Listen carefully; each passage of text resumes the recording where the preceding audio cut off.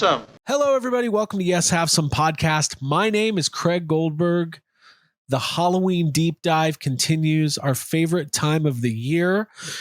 We hope you're recovering from last week's episode where we tackled Possession, 1981's Possession, Sam Neill's second best movie, maybe his best. I don't know. I've been thinking about Possession a lot lately. I think Abigail, he gives more to the performance in Possession, possibly, than in Jurassic World.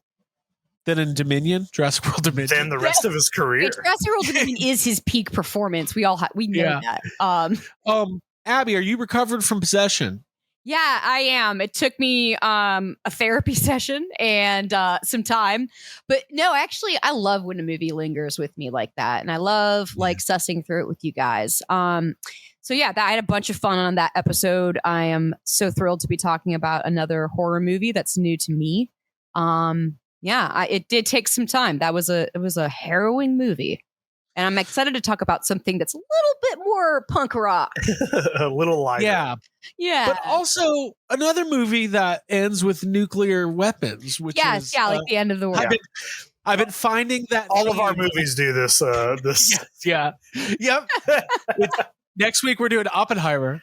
So, Jacob, how are you, man? Hey, I'm doing good. I'm doing well. I'm also feeling good about Possession, just like you guys. Even though I'd seen it, thinking about it a lot. It's on my mind a lot. I've revisited moments of it during the last week, but I also love Return of the Living Dead. It is a very fun movie. I got to see this at a drive-in one time a couple years ago.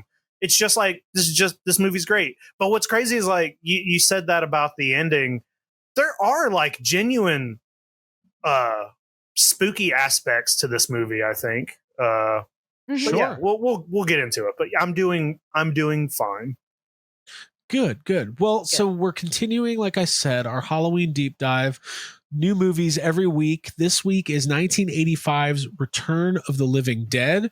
A cult classic, a horror classic. Somehow I knew a little bit about this movie. I knew about Tarman. Had never seen it. Kind of surprised because this movie reminded me of a lot of other movies that I have seen or things that I love in pop culture. Abby and I, we watched it. We'll get to that in just a moment. Jacob, what is your history with this movie? Is this something you consider like one of your all-time favorites, or like where does it rank for you? Well, I mean, I think this movie it's one of the classics. It is a very like most of the movies we're talking about this month. This movie is one of those well-remembered favorites from a lot of people. I watch it every couple of years. The Tarman is awesome. There's aspects of this movie that I remember from. I remember seeing this for the first time and being like genuinely creeped out by the zombie that's talking about like why they eat brains and stuff, and just being like, "Oh, what is it? I don't fucking want to watch this movie." And then being like, "Oh wait, but this movie's funny."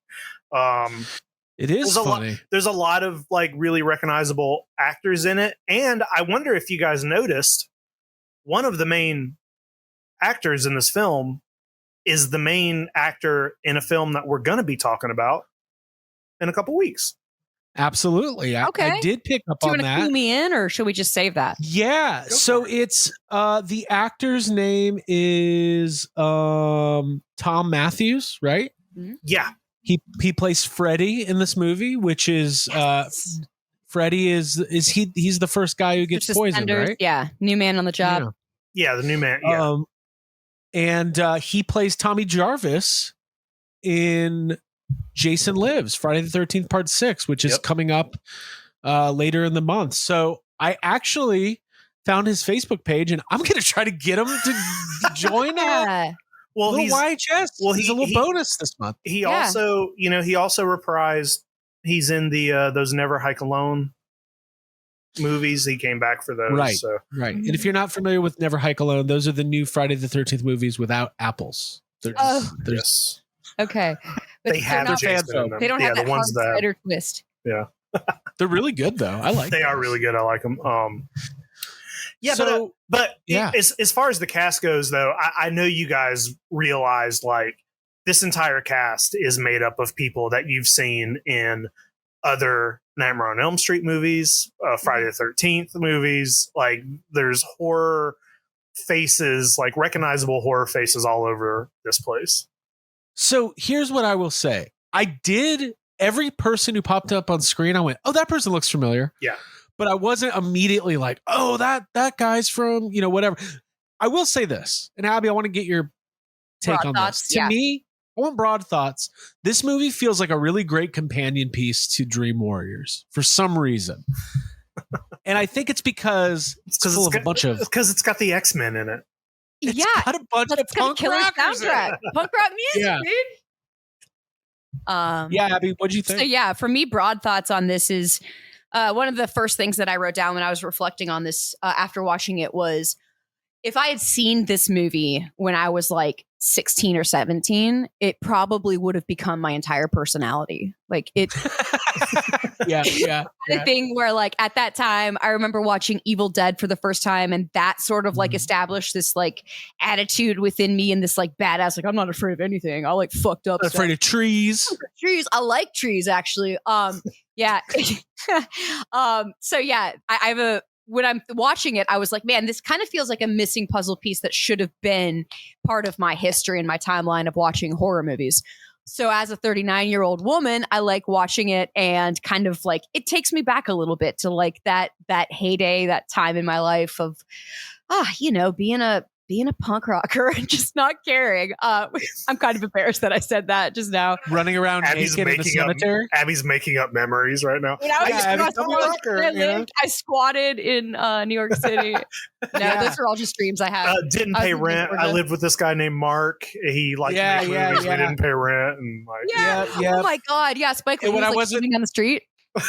When I wasn't running around cemeteries avoiding zombies, I was getting my boombox kicked by Jason in Manhattan, or even sometimes hanging out with Bill Paxton and fighting the Terminator. Yeah. So I was just like a punk rocker all the way through. Just total punk rocker.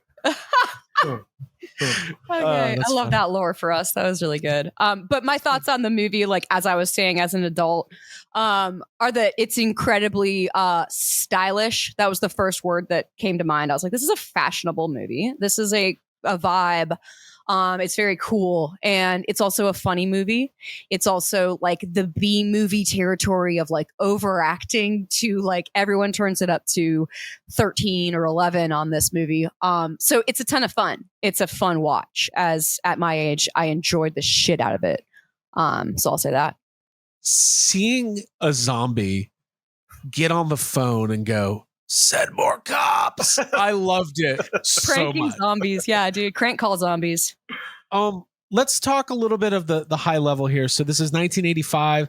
I will say this, like, not as, for some reason, I thought this was one of those ones, Jacob, where it's like known to be like over the top disgusting, but I didn't find it to be. This movie's not very gross at all. I mean, it's got like a couple moments of like, oh, but it's not very graphic. Any of the gore is very like entry level. Silly kind of. The whole thing kind of plays like Scooby-Doo, sort of like. One of the things that I always think about when I watch this movie, especially the first half, is that it feels like Abbott and Costello meet the Living Dead or something. Like the two main guys who are working at the cemetery, they are both so funny to me. And especially when the zombie stuff starts happening, like they're like freaked out, and they just have the most funny banter of the whole film. And I'm just watching this. I'm like, this is kind of like the Three Stooges with zombies. Well, Frank and Freddy are hilarious. Yeah. Like, first of all, let's look. I agree with everything you just said, Jacob. I love the setup of this movie, where it's not a sequel to Night of the Living Dead, but it kind of takes place in like, it would like be the equivalent of like us making a movie about Ghostbusters where the movie Ghostbusters exists, but the things in it are now actually happening in our life, and we're using some of the concepts from the movie. It's kind of like meta, but they before also meta was cool. But they also completely ignore all the rules of like there's zero rule. The zombies talk, they have memories, they they run, they walk, they do. It makes no sense. Well, before we get into that though, I'm sure you both saw this in doing your research, but we should talk about like how this movie even happened, because I was going to comment on that. It is connected to Night of the Living Dead, and more than just the fact that they mention Night of the Living Dead. Right. Okay, cool. Yeah, let's talk about the production. So for anybody who hasn't seen it, obviously we want you to watch it so you can listen along. But the high level plot is this is in Kentucky. There's a medical supply company. You need a medical supply, which is so funny. I laughed. Comedy, yeah. I laughed way too hard at that. I was like, oh, you need a medical You supply. also caught it late too. It was like the second act. It was like an hour into the movie. I was like, okay, cool. And they have these basically toxic just sitting in the basement. Sitting in the basement. And it's kind of explained through the plot, like, hey, you know that movie Night of the Living Dead? Well, it actually happened, but it didn't happen like they showed in the movie. So the government has been hiding these vats. They've been looking for the vat. Oh, right. They're looking missing. For it, and it's just been sitting in the basement of this funeral home.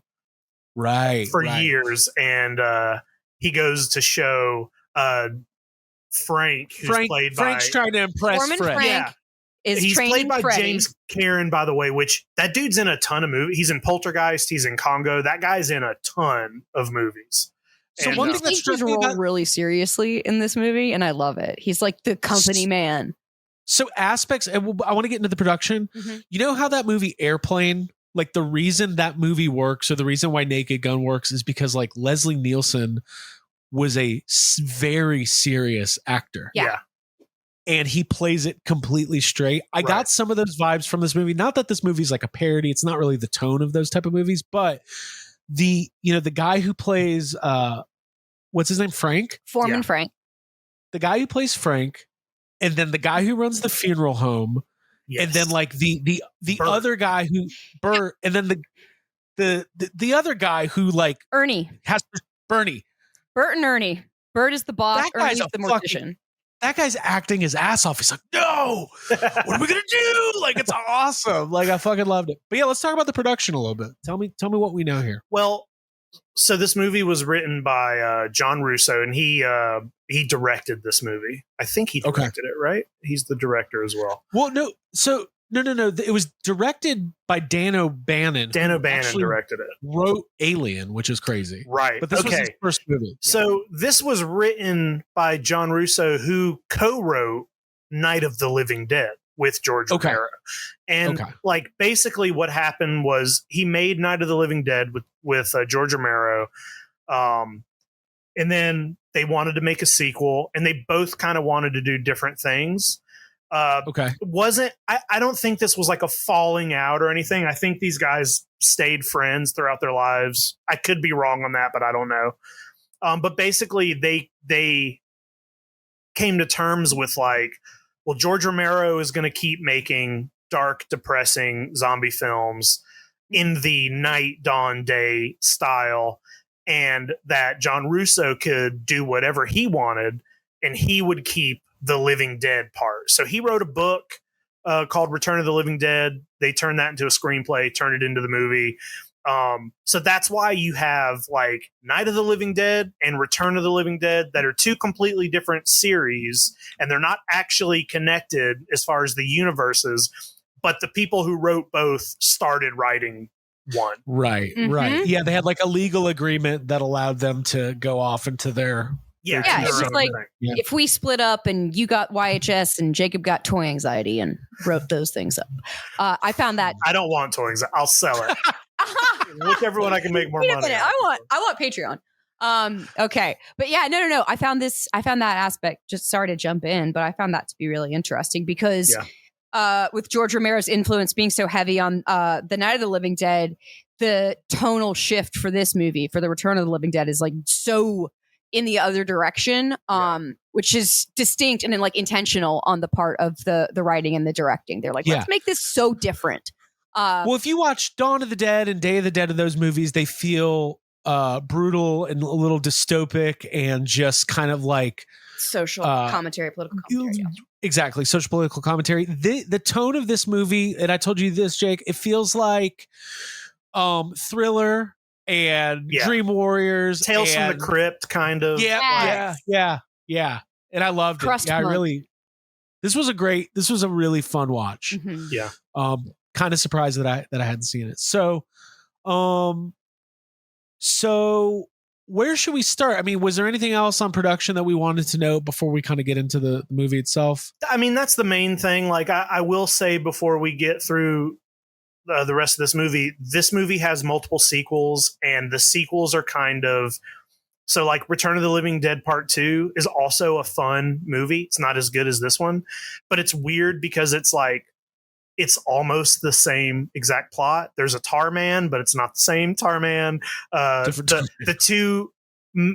two main actors who play the guys who work at they're also in Part 2 playing two completely different characters, and it's just like a bit. They're like, oh, let's make another one, same movie but not the same. And now they are making, there's a direct sequel to this movie being made now. So, you know, there's a ton of these. Like they made a bunch of them, but it's just like anything else. The first one is the best one. It's the one you want to stick with. Yeah, we watched the teaser for that new one, and it's we'll see. We'll see. There's a lot of like hype around that teaser. They're working close with a lot of the original, you know, folks, and they're trying to keep it like really practical, and it's supposed to take place like I think a couple days after that first movie. It's supposed to be, you know, that is supposed to be the tar man in the trailer. So who knows? Like I'm excited, like it'll be fun, but you know, we'll see. We'll see. Yeah. Just a note on that. I thought it was a little anticlimactic, like not too much happened. But I did note that it was snowing in that cemetery, and initially I was like, "Oh, if that snow melts, then that could re-trigger everything." Yeah. So I've got thoughts, and Tarman. We'll get to Tarman. I can't love Tarman. I want to hang out. You guys know who created Tarman? Who created Tarman? William Stout. Oh, yeah. This is his William first Stout. credit. Yep. Yeah. Well, I saw his name in the credits. I thought that was really cool. Yeah. Okay, so we've got Freddy. He's new in the job. We talked about the tanks or the vats that are you know, these toxic gas drums basically that are being stored at the bottom of the supply plant that's kind of next to this funeral home. And the movie kind of opens up where you're introduced to the crew. Yeah. This is the Freddy's friend group that are like, we got to go out and party tonight. We got to go get Freddy. It's like 5 people who seem like they would never actually hang out in real life. I wrote all their names down. Abby, walk us through, because first of all, this might be all the people that live in this town, to be honest. They're all together. I mean, of that age bracket, yeah, for sure. That's definitely what's happening. But yeah, I loved the names of these characters so much and that I wrote them down and put down little descriptions, just quick ones for myself. Oh yeah, let's do that. That's fun. Cool. Well, we've already gone through Foreman Freddy, and then, Foreman Frank. Then there's Freddy, who's the cute punk rocker, who's the new guy on the job that we're going to get on the show, hopefully. Then there's Ernie, the sexy mortician. Tina. Sexy? Yeah, kind of. Like the old guy? He seems into it, is what I'm saying. I'm not going to I don't find him sexy, but he finds his work sexy, is what I heard. Do they ever explain why one of his pant legs isn't there? Hey, that's a note for later. That's my stray observation. Okay. On his pants, it's like the most upset he gets in the whole movie. Like a lot more other fucked up shit that happens to him. So I found that funny. Pants. All right, keep Back going. to the gang here. All right, so Tina's the first. Tina is Freddy's girlfriend. She, side note, she has terrible judgment. You'll find that out later. Then there's Spider, who's the cool guy. Spider's awesome. Spider does the most shit. Stays around the longest. Is Spider the one? Wait, I don't know which one's which. Who is Spider? Yeah, we got to talk. Hey, it's okay, even if, because here's the thing. Spider's the black guy. Okay. He's in Jason Takes Manhattan, I think. Yeah. Or he's in one of those. He's awesome. Spider's great. First of all, if they made this movie Leprechaun today, 4. That guy's in Leprechaun 4. He's got a amazing hair. If they made this movie today, they would reduce this to 3 people. There is 12 characters. It's a lot. So yeah, Spider is great. He's the leader of the You'd punks, say leader, basically. yeah. That's it. Okay. All right, we don't have to give them all titles. I think the guy driving the car is their leader. Right. Well, that's suicide. He's like the shitty ex-boyfriend. He's the one that who literally has the X-Men X shaved into his head. Okay. All right, Abby, this is good. I needed this because there's so many characters. So that the gang, yes, Trash is the hot one, which I did some research on that character and the actor that plays Trash because I was really excited by that. Then hold on, hold on. Trash is the naked one, correct? Yeah, Trash is the cemetery stripper. Let's talk about the cemetery stripper. Okay.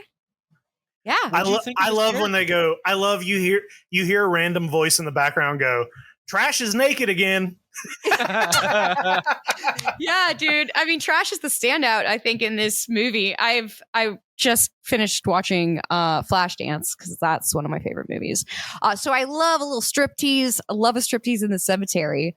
And yeah, Trash has my favorite kill and my favorite.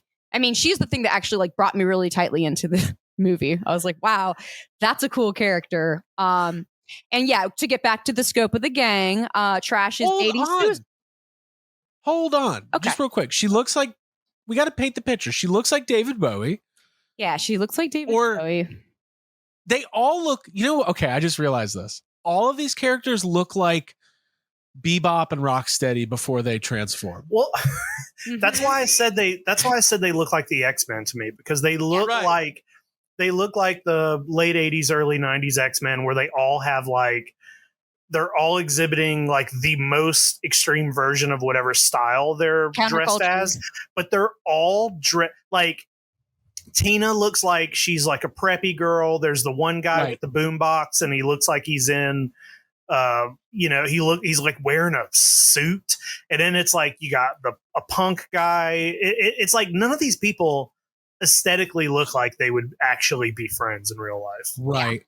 The one guy kind of looks like Crispin Glover. Like a George McFly type. Yeah. Abby, do you want to Abby came across I don't want to spoil your notes, but you didn't you come across a wild connection fact? Well, yeah, you want to get into that now, or do you want to wait till further down the plot? Because I can do it now. No, I think we just got to get this off our chest right now. Yeah. Okay. So I was obviously Trash, like I said, was a character that I was like, wait, who is that? She looks. Leanna. Yeah. Yes, it's Leanna Quigley is her name. She's written 3 books. She's also a scream queen. She was in a lot of movies.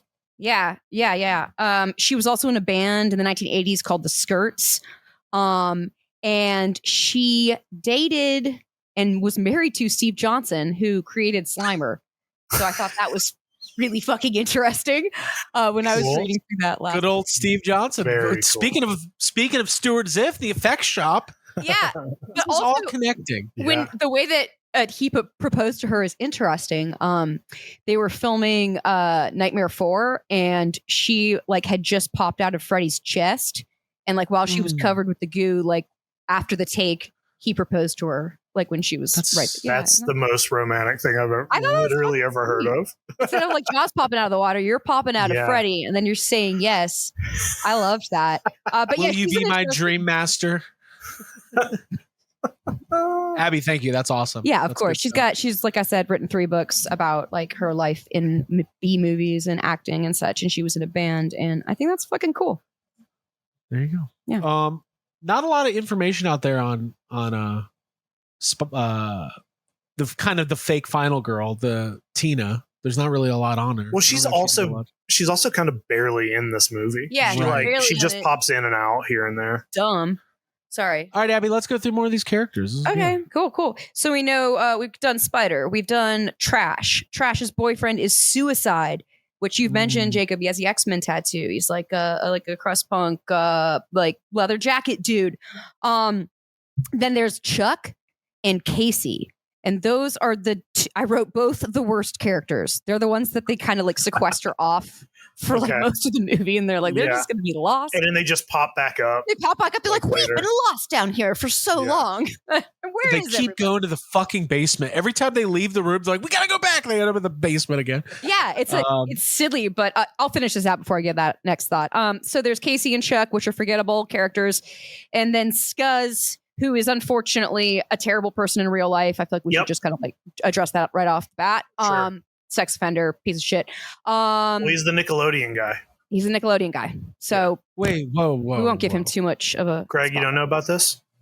Well, they named him Scuzz. What'd you guys explain? His character is shitty as fuck in the movie, and then he as a person is also shitty as fuck. Well, also one of those characters that's just in Here to Die doesn't have. I mean, he might have 3. Oh, I just searched it. He's that guy. He's the Nickelodeon guy. Yeah, the behind the cameras guy. Yeah. Well, fuck that guy. We're not going to talk about Scuzz at all. Moving right along. So that's all the characters that you've got. But the thing I was about to comment on was I really like the way that the movie is set up with like, or the set is kind of like playful because you've got the mortuary, the cemetery, and then the supply house. Like it's a fun environment to be like moving around back and forth. It feels like Horror Nights. Yeah. And a little Scooby-Doo in there too of like, well, where are they? They're in the warehouse. Let's go to the warehouse.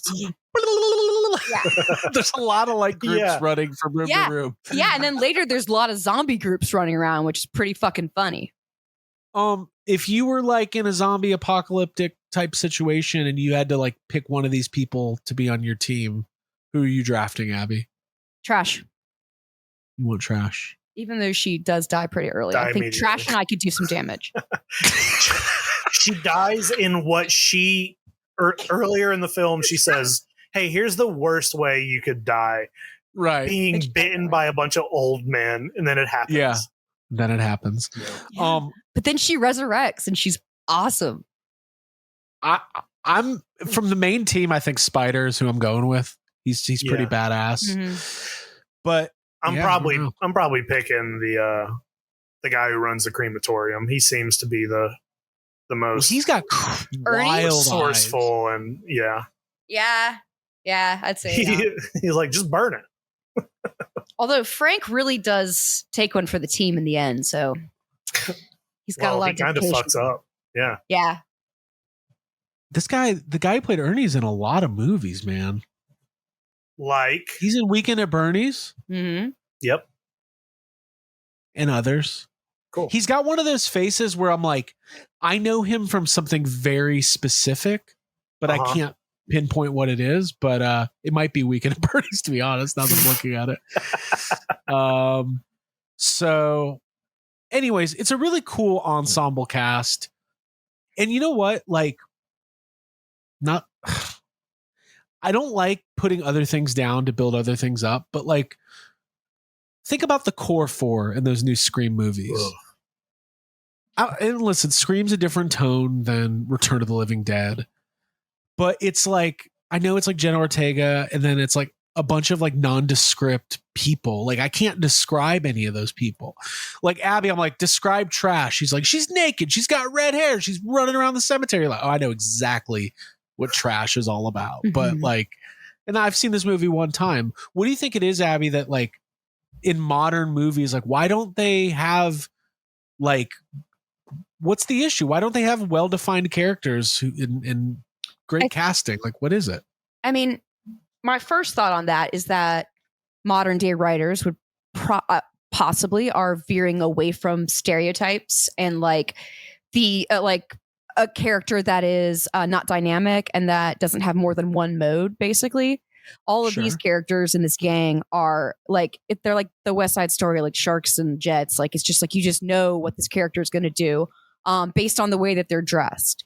And I'd say that modern storytelling and writing probably takes a deeper look at like the psyche of the person and like doesn't want to, maybe writers don't necessarily want to like pigeonhole people into being one specific way, but that can yield actually a kind of a boring milquetoast it makes it character. kind of boring. Yeah. Because when it also makes it less realistic. You know what I mean? Yeah. It like turns characters into, not all the time, but it can turn characters into this weird, bland little box they fit in where they're going to wear this, they're going to watered down. like this, they're going to, and it's just like, okay, I'd rather see the X-Men in a zombie movie. Yeah. Well, the thing is like, if you look at think in real life, like, I know people that are like very interesting and they're very dynamic and they have deep, rich histories full of experience that kind of mold their, their existence and how they portray themselves to the world. Mm-hmm. But most people I know, I can pretty much put in a box and that's their thing. And that's just the way people are for the most part. Especially in like, I'm kind of joking, but like in a movie, when you have like 85 minutes to like run through this thing, low budget, we got the punk girl, the preppy girl, the nerdy guy, like that works for my. Well, I bet it also brain. I bet also, like, I don't know anything about screenwriting or any of that kind of stuff these days, but I bet it's so streamlined that I bet when they're making these Scream movies or anything, any horror movie with a cast, I bet sometimes these characters are just like, they're probably not super fleshed out or described in scripts because they just think it's not needed. They're like, we don't need that. We'll deal with it later. It's a girl in her 20s, and then you move on. Whereas like this movie has like, they went in with a purpose of wanting to be like, all right, these are kids. They're punks. We're going to fill this movie with like really great music. And, they're like, they were going for an aesthetic. So it's like they maybe spent a little extra time on that aspect that kind of gets brushed over now. Yeah. And I was just thinking that made the way the archetypes are, the characters, like it reminds me of The Breakfast Club, which is also a 1985 release. Yeah. So yeah, you got to kind of like know a little bit as a reader. It's a gift when or as a viewer to be like, okay, I can kind of fill in the blanks with this person. I get a vibe for them. Yeah. There's no way these kids would show up for detention, though. That's the difference between them and The Breakfast Club. And yeah, that's true. They're very bad. Well, maybe these kids are. They kill time in the cemetery. Like that's so badass. Yeah. I wanted to ask, have either of you ever done that? Have you ever like no, but I want to. And it's like, I don't live in a place where the cemetery is super aesthetically pleasing but I would love, I literally got done watching this movie. I was like, oh, why don't we like have a picnic in the cemetery one day or something? It's like, why don't we appreciate cemeteries? I know some people do in other places, and I don't want to say that I don't want to generalize and be like nobody appreciates cemeteries, because it almost feels like cemeteries are places that you only go to when you're visiting a loved one or a funeral or something, but that doesn't really make sense. Like you should be in and out. If I lived in a cemetery in the ground, I want people looking at I want people walking by and seeing, you know what I mean? Like, don't just forget. I don't know. It's a whole weird thing, but I do. Hey, let's make a pact. We're going to hang out in a cemetery sometime in October. Well, we've done it a couple times. So many thoughts. First of all, I think we should all have handlers at our grave for whenever we pass away and people want to come see us. Handlers. He's not doing autographs today. Yeah, he's been at a long lunch. But we also went to the Night of the Living Dead cemetery, and it was awesome. Yeah, and we've done. There was another Sleepy Hollow cemetery we spent a good time in, and then there's that cemetery in Atlanta we all visited together one time. Oakland. I have that open on a tab because they have an amazing tour during Halloween. I'd love to go with y'all. Yeah, I'd love to hit that again. But yeah, I like cemeteries. They're fun. They remind me of. Okay, they're fun. You know what I mean? Like I don't want to be we've got this week's intro to the episode. I don't want to be offensive or anything. Like I know that it's you die and you go to a cemetery, but I do like offensive at all. The aesthetic of a cemetery. I always thought it would be nice to like live close to a beautiful cemetery that you could spend time in, and yeah. To me, sorry. I was just gonna say I actually, as somebody who is extremely preoccupied, less so post medication, but I do think about my mortality and death more than I probably should. But I always feel calm at a cemetery because what I realized, and I actually saw, who was it? I think Jason Bateman, somebody was talking about this recently about the inevitability of death is very binary. Like, you're not getting out of it. Nobody is. So you can either choose to live and experience your life or sit around and waiting for what's going to happen regardless. And that kind of thought always kind of hits me when I'm at a cemetery. And like, especially when you look at like gravestones where it's like, yo, this person died in 1850. They didn't even, they've been here for a very long time, but the world also existed for 6 billion years before that. And like the cycle keeps going. Something about it brings me a level of it's comforting. Peace. It's comforting. Yeah. It's comforting because like the thing that I like about it is like if you're in a cemetery and you're looking at somebody's gravestone and it's like, maybe it looks nice and it's beautiful and you're reading about when they died or whatever. It's comforting to think like, well, that person's been dead for a long time. And, one of the scary things about death is like, well, I'm going to die and then nobody knows and you'll be forgotten and there's new people. And it's just like, it's like you never existed in the first place. But when you're in a cemetery and you're like looking down at these gravestones, you're kind of, even if you didn't know that person, you're like remembering that person's life and stuff. And I just think that's a nice thought to be like, well, one day I'm going to be in a cemetery and somebody's going to walk through and be like, hey, look at this gravestone and here's his name and it's like being on Wikipedia. Go ahead, Abby. Sorry, so many thoughts. I love it. I thought you had to pee. I was like, oh, she's gonna pee. No, dude, I'm like I'm bursting with memories. Jump in, dude.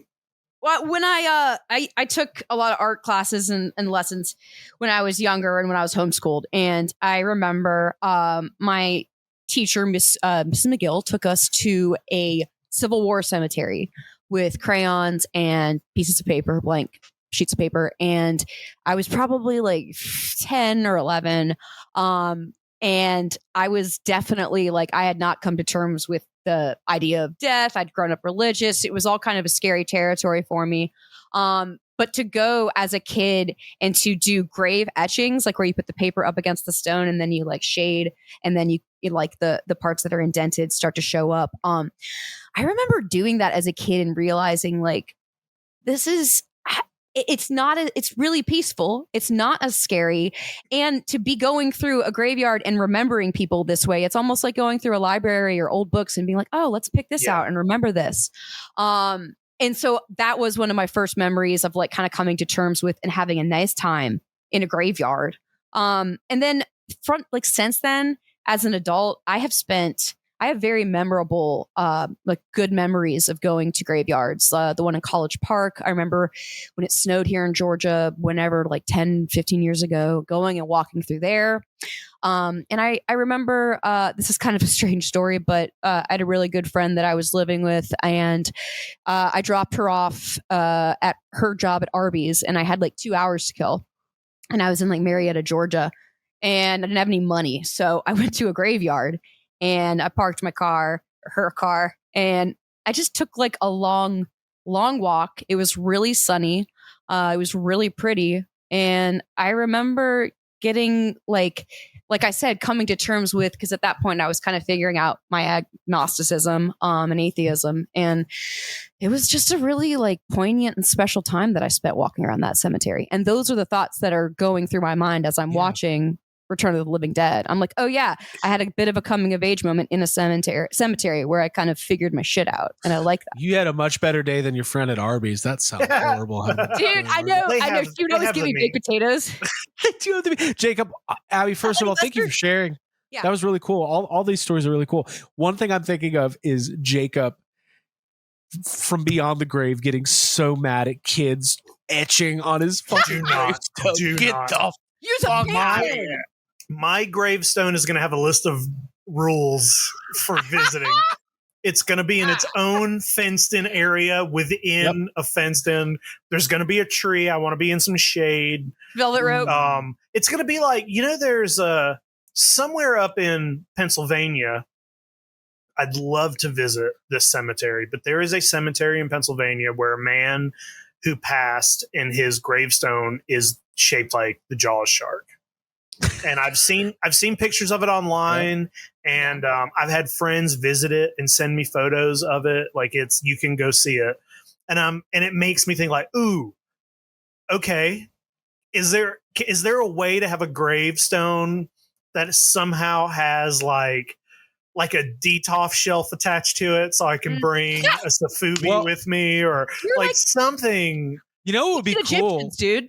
Fucking put all your stuff in there. Instead of a traditional gravestone having like a scaled ghost trap.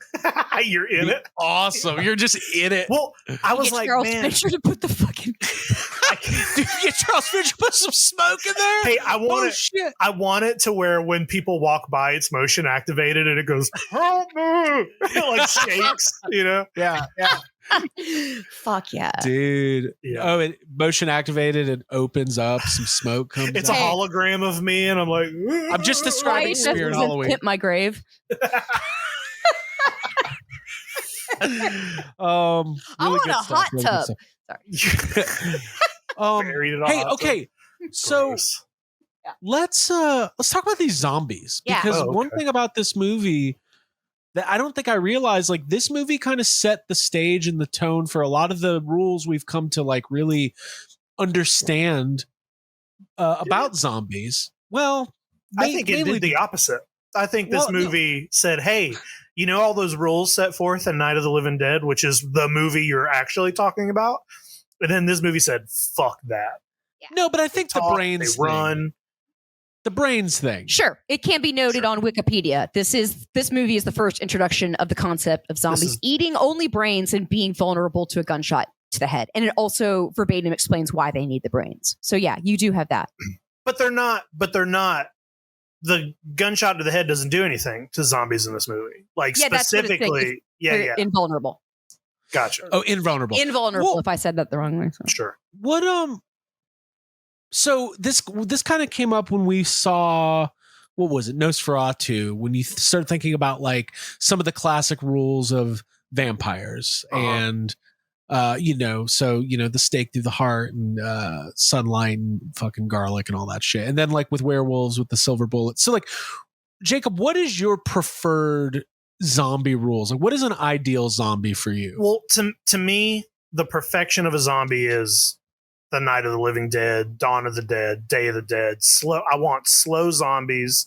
Okay. I prefer them to not speak, to not have any thoughts. They just want to eat you, and they don't know why, and you don't know why, and shot to the head is the only thing. I like these zombies because they're so weird, and they have a really good sense of humor. All of these zombies are very funny. Tarman's funny. Like the zombie, I love that scene whenever they open, when there's the zombie that's in the like freezer room and they open the door. They're like, all right, we're gonna kill it right when we open the door, but it just runs full speed. Yeah. Every time I see that, I'm like, oh my god. But like the zombie that's tied down to the gurney that says female, that's like I can feel myself rot and all that stuff is all scary, and it makes me it like creeps me out a little bit. I just think the zombies in this movie they're fun because like they're cracking jokes and they're just having a good, like if I became a zombie, I'd want to be a zombie that's gonna have a good time. Yeah, and that's what the tagline of the movie is. They're back from the grave and ready to party. Because they are. And I was thinking that's my favorite bit of writing when it came to the plot and the story was when that torso woman is like, we can feel ourselves rotting and eating brains alleviates that pain. I thought that was really interesting. And it added a depth to the zombies where you're like, oh, they're fucking upset and sad and hurting. But the fact that when they're up and moving around, they're just having a great time. They're chill. Yeah. I love the running joke of that. They keep calling paramedics and cops, and people keep showing up. So and they just eat them all. Oh, there's also, I think one of my favorite scenes in this movie is when the rain. So they they open the canister at the beginning of the movie and a gas comes out, which affects the main two guys. It ends up killing them and turning them into zombies. But the gas getting, into the morgue makes like the dog specimens come to life. Everything comes alive. The butterflies are flapping again. The half dogs, everything dead is alive. But the problem doesn't really start until they cut up the body. They can't kill it, so they cut it into a million pieces. They tell the crematorium guy that they're rabid weasels and that they need to burn it. When they burn it, that's when things get really bad, because they burn it, it goes into the sky, it causes the rain to happen, it rains on the cemetery. And my favorite part of the movie is that scene where it's the cemetery shit is happening, because it's like really spooky, and that the theme song is really great. And it's playing, and you see the rain seep into the ground, and you follow it to the cadaver, under the ground. And then there's this really great shot of a skeleton popping out of the grave, and it like opens its eyes. It has like really, it looks real. It looks a lot like Evil Dead, and it's like eyes open up. I love all that stuff. The toxic cemetery rain. I mean, those are 3 words that I love. That sounds like a fucking band. Oh yeah, we could probably write the song. It's badass. It's like it's. I don't want to get to the end of the movie, but I do love how it sets up and winds the clock backwards. Basically, I think that the element of like the and I did a little bit of reading. I don't know if you guys care to know, or if you already were familiar with the name of the toxin that they use. It's basically based on Agent Orange is what I was reading. So because in the movie it's called 2,4,5 trioxin. And then in when Agent Orange, which was used in Vietnam, et cetera, was 2,4,5 T dioxin. So it's like a pretty obvious chemical comparison. So I'm not saying it goes super like political or social or anything in that direction, but it's based on something, and I think that's kind of interesting. Well, one thing that's interesting to me, so early in the movie they introduce like this general, and he's at his house and he's got all this equipment. He's got like a Bat computer and a wife. Yeah. And he's like, leave me alone. I've had a hard day. Yeah. I'm trying to find these chemicals. And then I kind of forget about them until the end of the movie. The whole setup of this movie is that if and when these canisters or these tubs of the trioxin are ever discovered and get out, the protocol is to nuke the town, essentially. Right. And I think there are some social political stuff that you could go pretty deep on, like the willingness of government to eradicate whatever they need to, whether or not they're protecting us from spread or whatever. I don't know. But it is interesting at the end of the movie, not to skip all the way ahead, but like once the discovery is made, they make the call. There's some dude who's it's pretty dark pretty quick. It's pretty dark pretty quick. So a couple facts. No, Abby. Last thing, it does paint the opposition of like the two sides. One being the kids who are just like, they're human beings. They're the casualties that end up being affected by the gas. And then there's the other side, which is the old white guy and his wife, who's like just seems like a total bitch, honestly.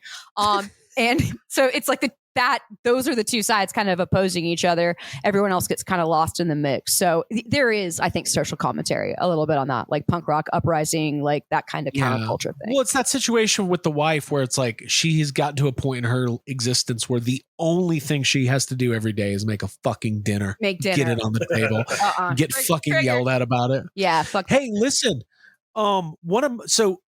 The shot of the incinerator, the first time you see it's really cool. It's like a really awesome shot. Yeah. And I'm trying to remember which character is it that eventually, is it Frank that incinerates himself? Yeah. Yeah. Yeah. Pretty spooky stuff. One of my favorite scenes is when the paramedics come to do the vital signs on Frank and Freddie, and they're like, you're dead? Yeah. Oh, we're dead? Basically. Like the guy who plays Frank, he has such a good, like, you you compared him to Leslie Nielsen earlier, and he really does have that Leslie Nielsen thing where he's like kind of serious, but he's also really good at like hamming it up. And right. Once they start dying, they're just crying and whining the whole time, and he's like, he's just very funny to watch. Is the reason why the zombies? So once they have the toxins, they're like, I guess their brains are no longer valuable to the zombies, because like the one guy at the beginning like runs right by them. Like maybe they need like the fresh brains. Like these guys they're basically already turning. You're saying zombies don't feed off of other zombies' brains? Well, they clearly don't. Right? Clearly, You don't see they that. want fresh brains because those are the most potent ones that help them feel better. So what else, man? So the movie, like, well, I was going to say. Oh, sorry. Yeah, no. No, just because things kind of do ramp up after the Frank and Freddy become the undead. Like, and I kind of think that's sort of like the most exciting part of the movie as things start to move, like where they're barricading the doors because the zombies are out and they've been like unleashed, but then two of the guys are turning into zombies themselves. And that's when the movie takes a turn into like the like little chapel area in the church, which I think that had some really great action and cool shit in it. I love seeing a religious setting. I think like if I had any criticisms towards the movie, it does get a little lost. Like the first part of the movie, you're to assume like Frank and God, what is the other guy's name? Freddy. Frank and Freddy are like they're who you're spending most of the time with at the beginning, and they make it seem like these are your main characters. You know, you're like, okay, Freddy and Tina are going to be, these are the two that we're going to follow, and they're going to get out or whatever. Mm-hmm. And you pick up Bert and the other guy along the way, but as soon as like they start to really, like Frank and Freddy, when they start to die and they're starting to turn, the movie kind of gets a little lost as to like who its main character is. And I get a little bummed out that they kind of, the last half of the movie, those two characters are kind of taken out of it, because I thought they're the funniest. I think those two guys have like the best chemistry together. So I'm like, oh wait, well, who's the main character of this movie? Who are we like? There's just so many people running around, and you're like, oh, is it this guy? Is it Tina? Is it, oh, nope, well, he died. And I mean, they all die anyway, so it doesn't really matter. But it is a little bit of the structure of that is a little chaotic. Yeah, it's chaotic for sure. Yeah. I feel you on that one. I feel like writing a script, especially when you're getting a lot of feedback and everybody's got opinions.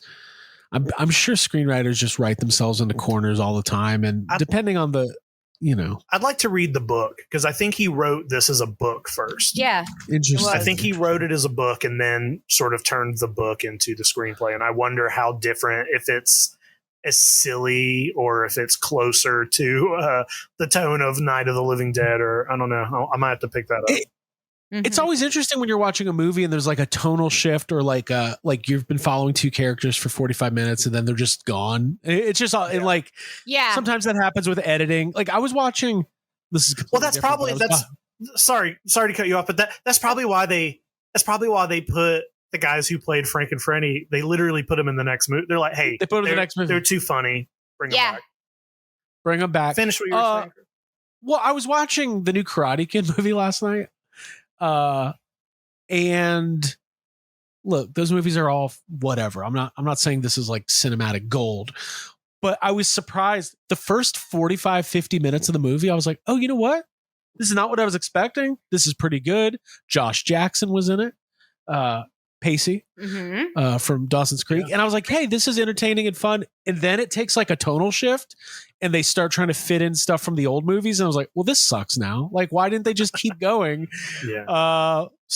Anyways, Abby, what else? You can buy The Return of the Living Dead, the original novel, for $9.95 off Amazon. Oh, cool. I think we should do that. Let's do it. Anything else? I mean, yeah, it does get a little, it's a little like a messy sandwich at that point in the movie. Things are just falling off and you're like, well, what was, well, the consistency is gone. So yeah, I do agree with you on that point. And I also just for criticizing anything, I think that the tonal shift that comes at the very end of the third act, where like the world's, the fate of America kind of comes into play, that it sort of does feel very much distant from the beginning. I will say I loved every part of this movie that had the punk rock gang or the zombies in it, or Freddie and Frank, because those when they were on screen, I was just like, oh, this is funny. This is great. I love this. But yeah, it's not perfect. Obviously, I don't think any of us are touting that this is the best zombie movie, the best horror movie. Yeah, but it's got some really fun stuff in it. It's very fun. Zany antics. Yeah. You guys should watch the sequel at some point, because while it might not be like as good, it's got all the same like ingredients. There's like a new tar man in it, and there's another barrel that falls off in another, town, and your main characters in the sequel is like children, so it has a little bit more of like a Monster Squad vibe, and Frank and Freddie are back, and then Abby, I think you might like the third one, because the third film is like this. Now, it's been a long time since I've seen it, but the plot is basically that these two teenagers that are in love, the girl she's slowly becoming a zombie throughout the whole movie. And it's almost like a love story, but she's like this fucking like rocker. If you look up Night of the Living Dead 3, it's like pictures of her in a leather jacket, but she's like like a fucking sexy zombie and shit. Yeah. And she's turning, it's a very different movie. But yeah. Oh, hello. Okay. Yeah. I'll definitely. Oh, yeah. Okay. Yeah. We're Googling pictures. What's to do fun, friends. Okay. So, and before we move on from characters, I really want to talk about the actor's name's Clu Gulager, which is an interesting name, but he plays Bert, and I love Bert in this movie. I think Bert spin him off into his own cop series or whatever. Like, he is awesome. Like, I love that guy. Or no, he's not a cop, but he acts like a cop. He's the boss. What's going on here? Well, that's why my whole place. that is one of the things I like about this movie is like Bert, and like there's the three guys who like run the the crematorium, and Frank. They're older guys, but that's the kind of thing that makes me feel almost like this is like an Abbott and Costello, or almost like the fucking Three Stooges in a horror movie, because they're these older dudes. And first of all, you just don't, like having your main characters just be older people is not like a super normal thing, especially in like the 80s horror movies. But they just all have like this presence about them. They all feel like you just said, like they could be in a buddy cop movie, but they're in Return of the Living Dead. Specifically, what you're saying is bringing to mind in like the beginning, when I think Tarman comes out, and when they're first, Freddie and Frank are first exposed, Frank like has to go to under the stairwell to like throw up into like a napkin or a towel, and he plays it. He like, it's really funny. Like, he moves so fast and just like, whoa. So yeah, there's like it's gag after gag, and I'm not like the biggest Three Stooges fan, but that is what it feels like. It's slapstick. Yeah. One last thing. So that actor who played Bert, Clu Gulager, what a weird name. He had an awesome career. He did a ton of work, and then he's in a lot of horror. He's in Nightmare on Elm Street 2. Okay. I think he's like the teacher or something. But his son, John Gulager, has done a lot of horror stuff. He's also a director, so he directed Feast 2 and Feast 3. Yes, and he's in them, right? Bert is in those movies. The guy, I think so. I'm pretty sure he acted in those movies. He also directed Piranha 3D, Children of the Corn, Runaway. So he's done a bunch of horror stuff. He was in Once Upon a Time in Hollywood as well. Oh, he was? Yeah, that's what I'm looking at. We're talking about Clu Gulager, bookstore owner. Did a little Tarantino before he passed. I like this. It's a nice little feather. So yeah. Real quick, there are some great kills in this movie. All the cemetery stuff's good. All the acid rain stuff's good. What's her face puts a shirt on but no pants and is running around in the rain.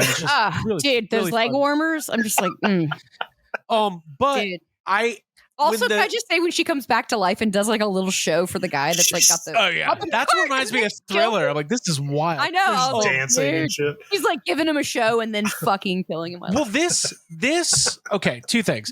When the zombies call the cops and then the other paramedics or whatever show up and then they all get bum rushed, so funny. Like the way they're setting it up, doing little pranks. Yeah. But this movie feels like there could have been a zombie like musical sequence that happens. And it would have felt just it would have felt like you wouldn't have questioned disco it dance at all. number.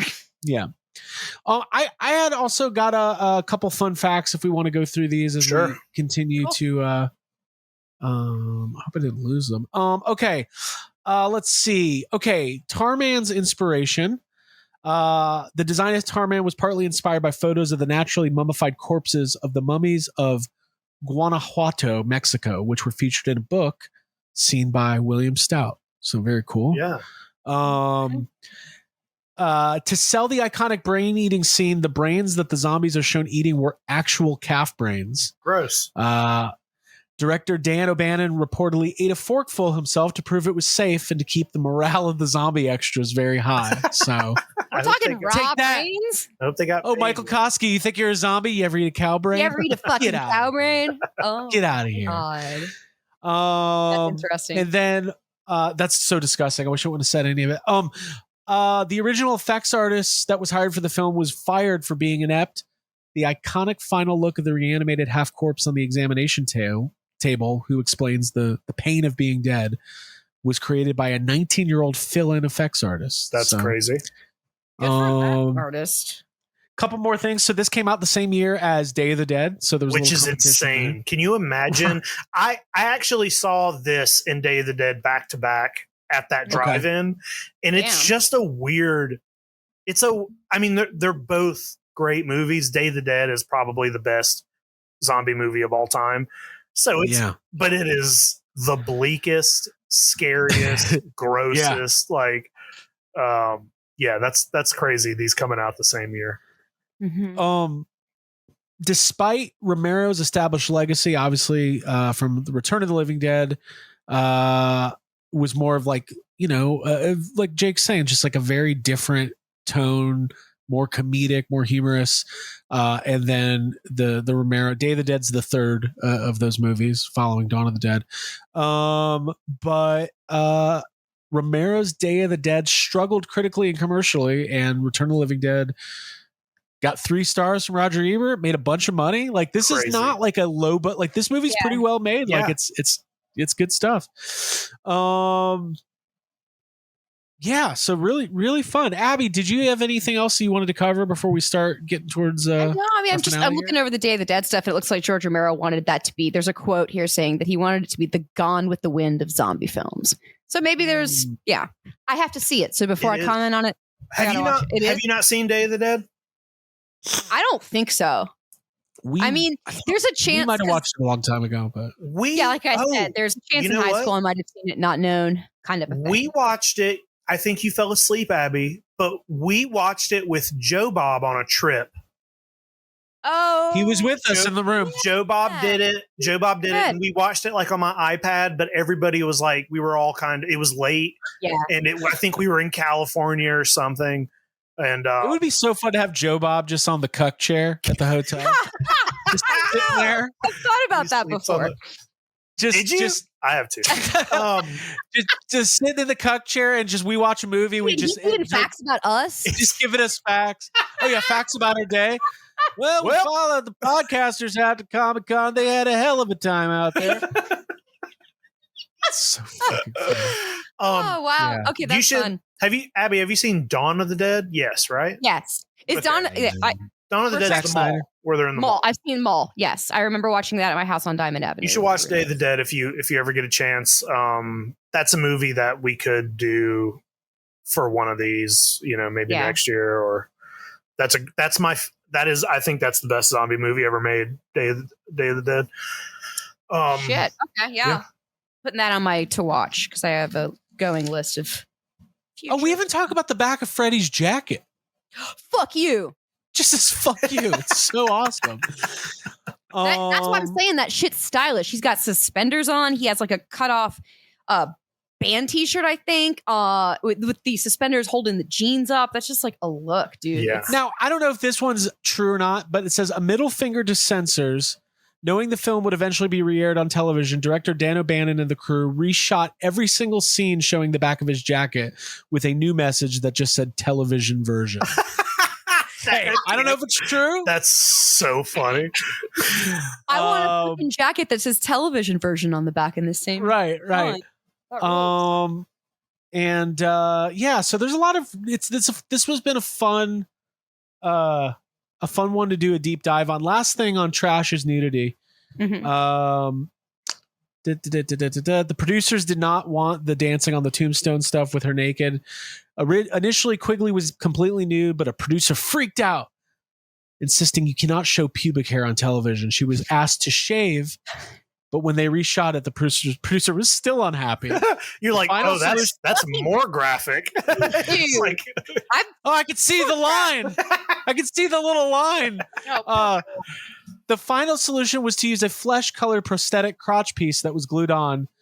Quigley has joked that the prosthetic ended up looking even more suggestive than if she had just been naked in the first place. Yeah.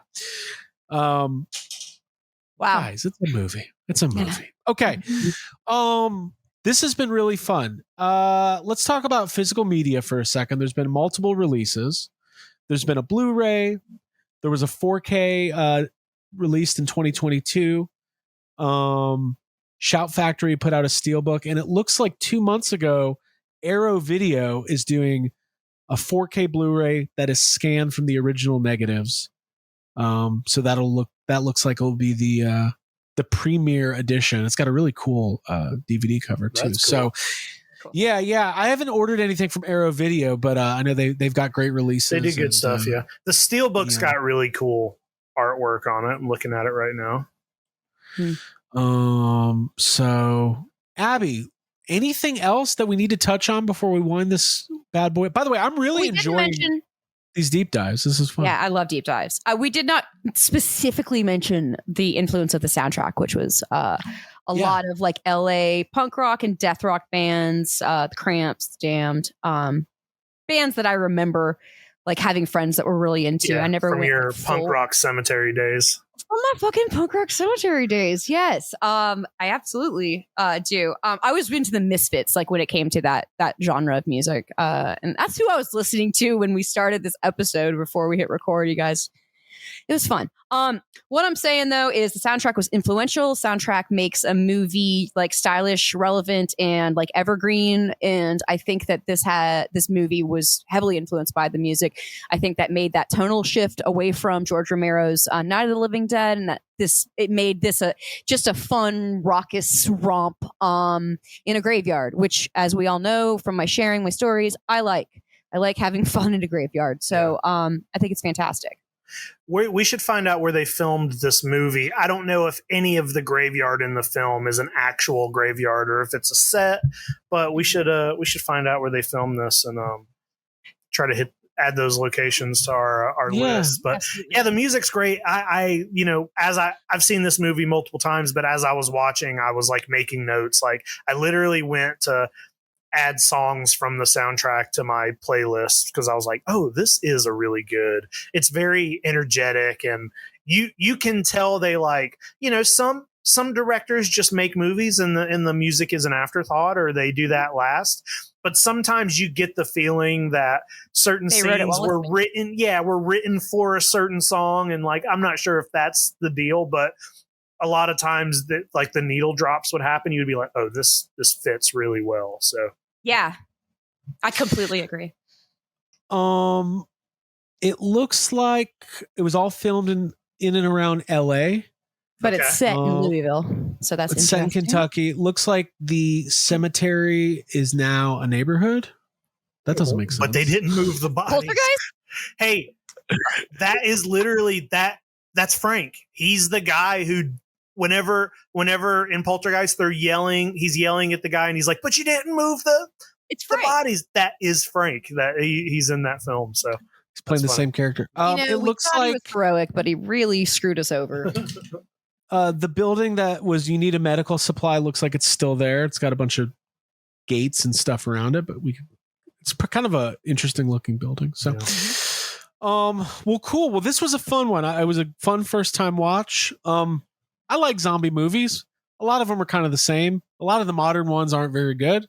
I like Last of Us. I've seen The Walking Dead. This movie was really fun though. Yeah. And I think you really need some like interesting characters. Or you need the zombies doing interesting stuff like hopping on the intercom, doing little prank calls, running. I love it. Yeah. Abby, where's this one going to sit in your primary canon? Is this something you're going to revisit? Absolutely. Trash makes this 100% rewatchable for me. Are you going to do Trash for Horror Nights? Dude, Trash is such an easy Abby, costume. cut your hair. Cut your hair very short. Do the like Ronald McDonald and wing it back. Yeah. Yeah, and then the rest is easy. She kind of looks like Gozer a little bit. Yeah. Yeah, dude, she's got something special going on. That is for sure. I've lost my train of thought. I was going towards something. Oh yeah, I remember my thought. I was gonna say that watching this film, it felt like going to a really fun show at a fun venue where like you're just hanging out with your friends and there's funny shit going on. And then you all want to go to Waffle House afterwards and talk about it. More so than like the drudgery of like, oh, this is like I have to really like focus in on maybe a George Romero style zombie movie, which there is place for that, but I'm holding place more for these silly punk rock zombies. It's got like Evil Dead vibes, you know? Yep, it does have Evil Dead. I love that. Especially Evil Dead too. Mischievous. Abby, are you holding place or are you making space? Are you making space? I'm making space. Or holding space. What was it? I'm holding space. I don't know. I'm doing both. There's a lot of space that's being held. Hey, all I know is we're like 1 month away. We are 1 month away from another round of Ariana Grande, Cynthia Erivo press. I'm already over it. It's gonna be. You guys aren't holding any space? Your space is taken? I can't wait because those two. Hey, I'm actually excited about them. Okay. Jacob, any final thoughts? Yeah, just, if this is a movie you haven't seen, like clearly all the movies we're talking about this month are highly recommended, but I feel like Return of the Living Dead is one of those like must see movies. It's high up on the list. Because it's just, to me, it's very unique as far as a lot of those other movies goes. And it has a little bit of everything in it. And you can tell that you can just tell they were just having fun. Well, and what I love, so we're doing this like deep dive series for all of October. And we're kind of like Possession is definitely like kind of a tour de force. Yeah. And then you got to like lighten it up with Return of the Living Dead. And then next week we have Exorcist 3, which is going to be a little heavier. It's going to be darker, yeah. Yeah, look forward to it. It also, like, the fact that this movie was born out of Night of the Living Dead in a very, very, tangible way. Like, the guy literally helped write Night of the Living Dead. Mm-hmm. I think Night of the Living Dead, Dawn of the Dead, Day of the Dead, those three films are three of the most, like, important horror movies ever. Like, we owe a lot to George Romero. He was clearly, like, a master. If there was, like, a Mount Rushmore of horror directors, George Romero's on it. So those movies, like for this movie to come out of that and be like, hey, we're friends, we're going to do something different over here, but we started with this, like feeling like, like they're related in some kind of way makes it even better. It makes it even more fun to me to know, like, these came out of that. Yeah. Yeah. This movie is like your kind of fun, crazy cousin's house. It's not the trash cousin, but it's the fun cousin. Yeah, fun cousin has like all the Blockbuster VHS tapes like in the cases from Blockbuster because they're just not returning them. They're just not returning them. That's what it is. Return of the Living Dead is like we're not taking it back. So this has been fun. If you guys are enjoying these, make sure you subscribe to the channel, leave a comment, all that good stuff. We'll be back for the rest of the month. If you haven't seen the Possession episode or listen to it, check it out. It's in the archive. We're going to come back with The Exorcist 3. Then we've got Friday the 13th Part 6, Jason Lives, and then more stuff. It's been really fun. I'm enjoying these. It's fun because you watch the movie and then you go get an education about it. Yeah. And Yes. I like alternating between silly and like disturbing back and forth. right. It's important. And all these movies, by the way, Jacob, now I'm thinking about this Mount Rushmore of horror directors. Yeah. I think it's kind of like it's Romero. Raimi. Who'd you say? Maybe Raimi. Sam Raimi. Maybe. I'm not sure. It's John Carpenter, Wes Craven, Romero, Hitchcock. and Hitchcock. That's it. There's no other answer. Is it? Yeah, but there are. I mean, a lot of Kubrick? people who are. Well, Kubrick is not. I mean, he made like one horror movie, but He made the greatest horror movie of all It's time. very, very scary. I mean, a lot of people would want to put like Dario Argento in there, like Oh, a yeah. very famous, Del very Toro? influential Italian horror director. I mean, there's a lot. There's a lot. It is hard, but all those names are in the running. Mm-hmm. Man, that's a hard one when you're only picking 4. Yeah, we need more time to prepare for the Mount Rushmore episode. James Wan. Shut the fuck up. Why? No, You guys just don't know movies like me. You've never even heard of The Conjuring like I have. All right, everybody. This has been great. Thank you for joining us for Return of the Living Dead. I want to watch the sequels. I'm in this. This is a new franchise universe for me. Mhm. Shout out to all the amazing people who, made the movie, writers, directors, production people, artists, effects artists, and all the incredible actors, except for that one guy. Fuck that guy. Mhm. This was fun. I'm excited. Jacob, I'm glad you picked this one. We'll be back next week with The Exorcist 3. Linda Blair's not in that one? no. She's not going to be signing. She's also not signing. We finally found common ground between Jacob Walsh and Linda Blair. Get the fuck off my gravestone. All right, let's go to a cemetery. Let's All do right. it. All right. Cemetery All right. dance. Do you want some coffee, Mr. Scully? Do I? Yes, have some. Yes, have some.